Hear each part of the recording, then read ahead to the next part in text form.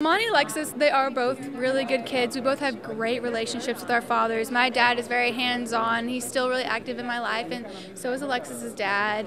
And we both, I think one thing that's really interesting is that we don't like being pigeonholed. Like in school, we don't like being in a clique. We like to kind of spread our fingers out and try lots of different things. You know, maybe this week we want to do ballroom dancing, or this week we want to learn about weaponry. You know, we're all over the place, and so that's what makes us really unique. And that's what really drew me to her, is that if she was a regular girl, I would want to be friends with her, and I think that we would. I think Alexis and I would be really good friends, actually. You know, people say, you know, she's a goody two-shoe and things like that, like especially with that episode where I jumped the turnstile and I'm crying about it.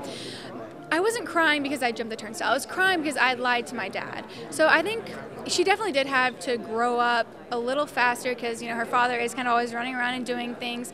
But I think she's good because she's seen what rebellion gets you. She's seen her father go to jail for stealing a police horse naked, and she's seen what her grandmother does, and now she's all out all hours of the night and bringing new men home every night, which is fine.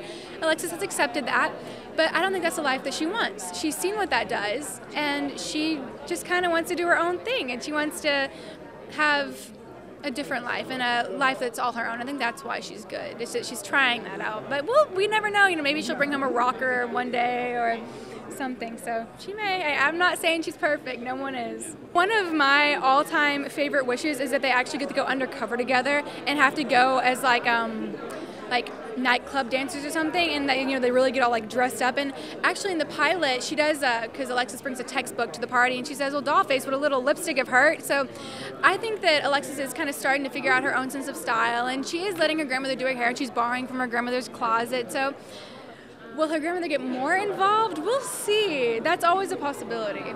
This season, I think my favorite episode has been, I can't remember the name, but when my violin teacher comes, and it shows my father kind of like, you know, because he thinks I'm some nerdy guy, and it's this really very attractive, you know, hulky guy, you know, who's a violin player, which I'm sorry doesn't happen too often, and kind of shows him being concerned, like, whoa, wait a minute, you know, I don't hear any music, you know, what's happening up there? Because he trusts Alexis, but at the same time, you know, boys are getting involved, and Alexis is getting curvy, and he doesn't really know how to handle that just yet. So I think that was my favorite episode. I think that she would be kind of the librarian that wears like the really tight pencil skirts and has like the horn-rimmed glasses and is very smart and kind of a tease, actually, because I think Alexis, you know, if we see her at school, I think she's very, you know, tongue-in-cheek and kind of, I don't think she leads boys on, but she definitely, you know, she has fun. She has fun with them, but maybe just not always doesn't bring them home to see her dad, so.